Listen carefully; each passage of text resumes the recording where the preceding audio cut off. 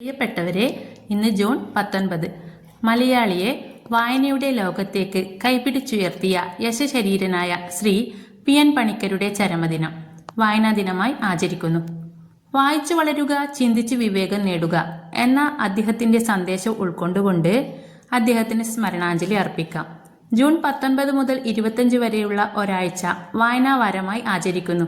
അതിനാൽ തന്നെ ഇന്നിവിടെ എനിക്ക് ഏറ്റവും ഇഷ്ടപ്പെട്ട ഒരു നോവലിലെ ചെറിയൊരു ഭാഗം വായിക്കാൻ ഞാൻ ആഗ്രഹിക്കുന്നു. ശ്രീ സുഭാഷ് ചന്ദ്രന്റെ സമുദ്രശില എന്ന നോവലിലെ ചെറിയൊരു ഭാഗം ഞാനിവിടെ വായിക്കാം. സാധാരണമായ ഒരു കഥയെഴുത്തിൽ നിന്നും വളരെ വ്യത്യസ്തമായ ശൈലിയാണ് ഈ നോവലിലുള്ളത്. യാഥാർത്ഥ്യവും മിഥ്യയും ചരിത്രവും വർത്തമാനവും എല്ലാം കൂടിക്കുഴഞ്ഞു കിടക്കുന്ന ഒരു നോവൽ.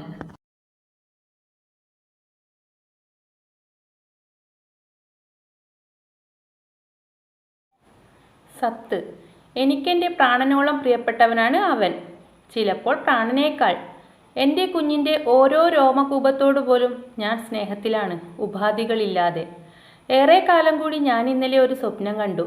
അപ്പു ഓടിക്കുന്ന കാറിൽ ഞാൻ അവൻ്റെ അരികിലായി ഇരിക്കുന്നു. തടസ്സം എന്തെന്ന് കാണാനാകാത്ത ഒരു ഗതാഗതക്കുരുക്കിൽ കുറേ നേരമായി കാറ് കുരുങ്ങിക്കിടക്കുകയാണ്. ഒരു പരീക്ഷ എഴുതാനുള്ള യാത്രയിലാണ് ഞാൻ. എന്നാൽ ഏത് വിഷയത്തിൻ്റെ പരീക്ഷയാണെന്ന് മാത്രമല്ല, ആ പരീക്ഷ ഇന്നു തന്നെയാണോ എന്ന കാര്യവും ഞാൻ മറന്നുപോയിരുന്നു. പരീക്ഷാ ഹാളിലേക്ക് വളരെ വൈകി ഓടിക്കയറുന്ന രംഗം സങ്കല്പിച്ച് ഞാൻ നെഞ്ചിരിപ്പോടെ അവനെ നോക്കുന്നു. അപ്പു, നമ്മൾ എത്തിച്ചേരുമോ? ഞാൻ ചോദിക്കുന്നു. അമ്മ വിഷമിക്കാതിരിക്കൂ, അവൻ സ്ഫുടമായി വാക്കുകൾ പറയുന്നു.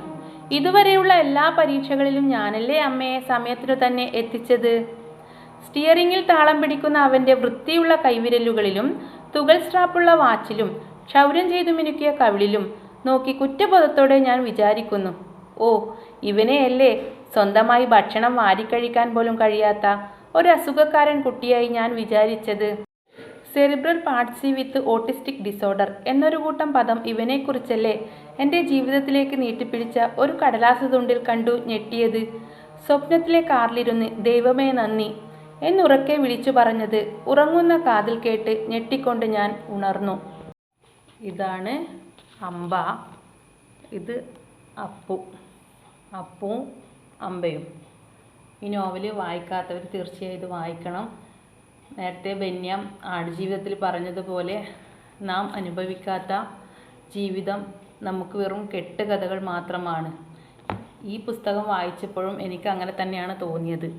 നമ്മൾ അനുഭവിക്കാത്ത ജീവിതം നമുക്ക് വെറും കഥകൾ മാത്രമായിട്ടേ തോന്നുകയുള്ളൂ. നമ്മുടെ സമൂഹത്തിൽ ഒട്ടനവധി ഭിന്നശേഷിക്കാരായ കുട്ടികളുണ്ട്. അവരെ നമ്മൾ തിരിച്ചറിയണം. അവർക്ക് വേണ്ടുന്ന ഒരു കൈത്താങ്ങ് നമ്മളെക്കൊണ്ട് സാധിക്കുമെങ്കിൽ നമ്മളത് ചെയ്യണം. ഇത്തരത്തിലുള്ള ഓരോ എഴുത്തും ഓരോ വായനയും സമൂഹത്തിൻ്റെ നേരെ പിടിച്ച കണ്ണാടി തന്നെയാണ്. നമുക്ക് വായിക്കാം, പുസ്തകങ്ങൾക്ക് ചിറക് നൽകാം, അവയോടൊപ്പം തന്നെ നമുക്കും പറക്കാം. നമുക്ക് വേണ്ടി, സമൂഹത്തിന് വേണ്ടി. നന്ദി.